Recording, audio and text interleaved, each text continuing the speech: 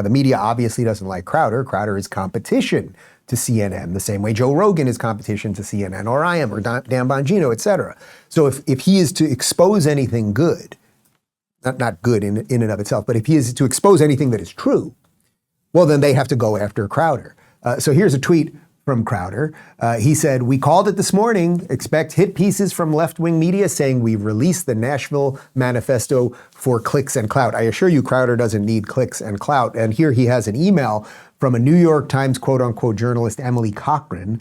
And she says, "Hi there, my name's Emily Cochran, and I'm a reporter with the New York Times. I'm working on a story on Mr. Crowder's publication of the Covenant writings and just left a press conference where one parent, Brent Leatherwood, was critical of the decision to publish those photos. He described it as chasing clicks at one point and said that the proceeds from the video should go to the families of the 6 victims and/or school. I watched the video earlier this morning and will incorporate some of that, but wanted to make sure Mr. Crowder didn't have any additional comment or response to the pushback." Thank you, Emily. Okay, so first off, relative to how these quote-unquote journalists operate, Emily's not terrible right there, right? She's addressing a specific thing. She's saying, I watched your video and I want to give you a chance to comment.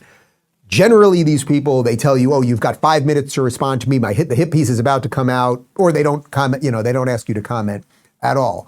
I would say, look, I have incredible, I don't know how to describe it any other way. I have incredible empathy and sympathy for the father of one of these victims. I think that, and he doesn't want this out. He doesn't want it rehashed. But again, I think we kind of do need to know some of the motivations here, notwithstanding what I just said earlier about the way they can manipulate that by writing crazy things and everything else.